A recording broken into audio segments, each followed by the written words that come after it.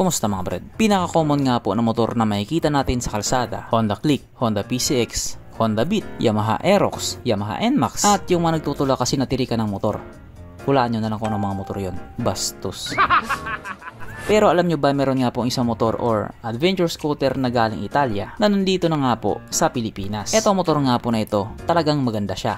Kaso napakapangit ng presyo niya. Ang mahal kasi. Yung tipong kakausapin mo pa lang si mama, nakasimangot yung mukha niya.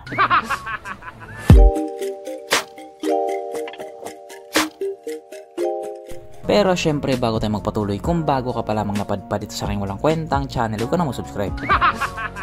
So yun na nga, ito nga po ang motor na hindi para sa lahat, ang Aprilia SR-GT 200. Nasabi kong hindi talaga siya para sa lahat kasi yung presyo niya hindi talaga pangkaraniwan. Panggasolina nga, umiiyak na tayo. Pero kung mayaman ka namang tao ka, pwedeng pwede sa'yo to. Kung titignan nga po natin yung itsura niya, masabi nating may pagka-unique din talaga yung datingan niya. Ibang iba siya sa mga Japanese made or Chinese made na adventure scooter. May sarili talaga siyang identity. Hindi siya gaya-gaya. At dahil ito nga po ay talaga namang kilalang brand, pagdating sa tibay, wala talagang question doon. Kaya kung sakaling nagbabala kang bumili nito, bumili ka na. Kaya dahil dyan, pag-usapan na lang natin kung ano bang meron sa motor na ito at kung gaano nga ba talaga siya kaganda. So ito nga po ang Aprilia SR-GT 200 na mayroong 174 lang talaga. Tapos may pa 200 pang nalalaman. 4-stroke single cylinder, single overhead cam with 4 valves, fuel injected, at ito po ay naka-liquid cooled. Kaya hindi po siya panis sa Honda Click 125. Pagdating naman po sa kanyang power, ito po ay mayroong 17.4 horsepower, 8,500 RPM, 16.5 Nm of torque at 7,500 RPM, na ayon nga po sa mga taong nakagamit sa motor na ito po ay kayang tumakbo sa bilis ng 125 km per hour. Sabi na naka-radar, basic. Ang kanyang tangke ay kayang magarga ng 9 liters fuel tank capacity na kumukonsumo naman na po ng 38 km per liter. So matipid pa siya sa Mio ko. Aray.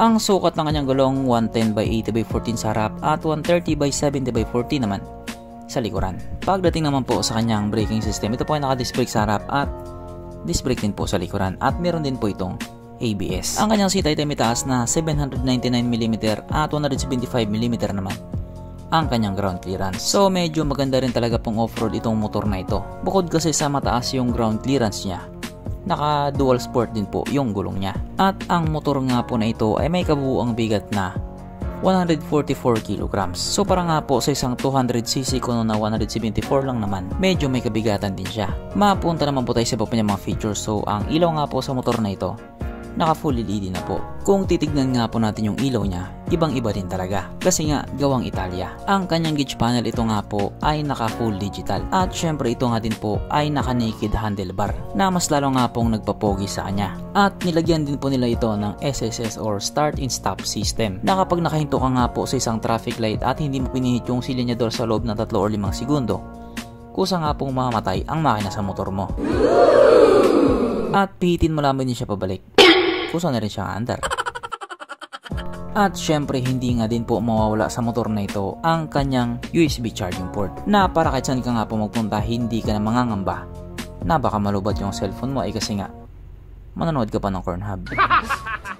Pero dito hindi mo na kailangan manood ng Pornhub sapagkat nandito na nga po tayo sa exciting na part, ang kanyang mga suspension. So sa harapang bahagi nga po, ito ay ginamitan ng telescopic fork, at sa likuran naman ito po ay gumagamit ng dual shock absorber, na ayon nga po sa mga taong nakagamit sa motor na ito, maganda ang bounce.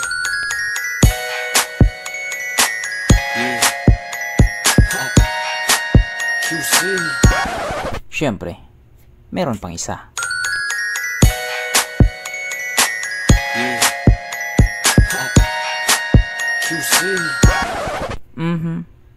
Panigurado, wala na namang nalungkot.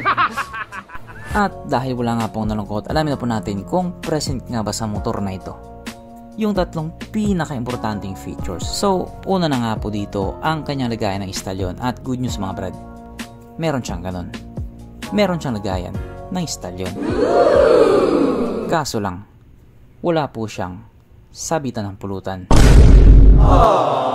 At oras na nga po para sa ating Red Horse check, ang pinaka-importanting feature sa isang motor. At ayon nga po sa aking masusing pag-aanalisa, ang motor na ito ay kayang magkarga ng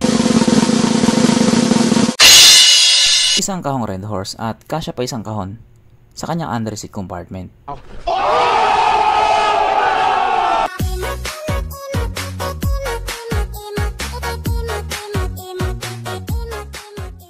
So therefore ang motor na ito ay recommended.